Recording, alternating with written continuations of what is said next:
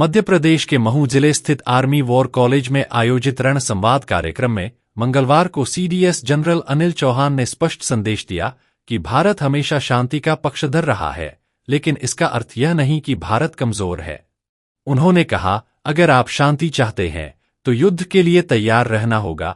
यह बयान ऐसे समय आया है जब भारत अपनी सबसे बड़ी स्वदेशी वायु रक्षा प्रणाली सुदर्शन चक्र परियोजना पर काम शुरू करने जा रहा है।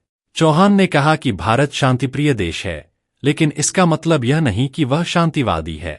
शांति बनाए रखने के लिए शक्ति जरूरी है। उन्होंने कहा कि सुदर्शन चक्र वायु रक्षा प्रणाली के लिए त्रिसेवा स्तर पर मजबूत बुनियादी ढांचा विकसित करना होगा।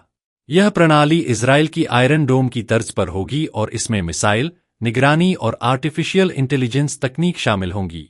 पीएम मोदी ने 15 अगस्त को इस परियोजना की घोषणा की थी।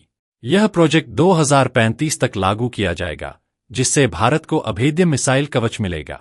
इस परियोजना में artificial intelligence, advanced computation, big data analytics और क्वांटम टेक्नोलॉजी का भी इस्तेमाल होगा।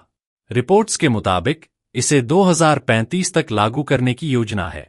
इसके बाद भारत के पास एक अभेद्य मिसाइल शील्ड होगी, जो न केवल सैन्य ठिकानों बल्कि अहम असैन्य ठिकानों जैसे रिफाइनरी और उद्योगों की भी सुरक्षा करेगी।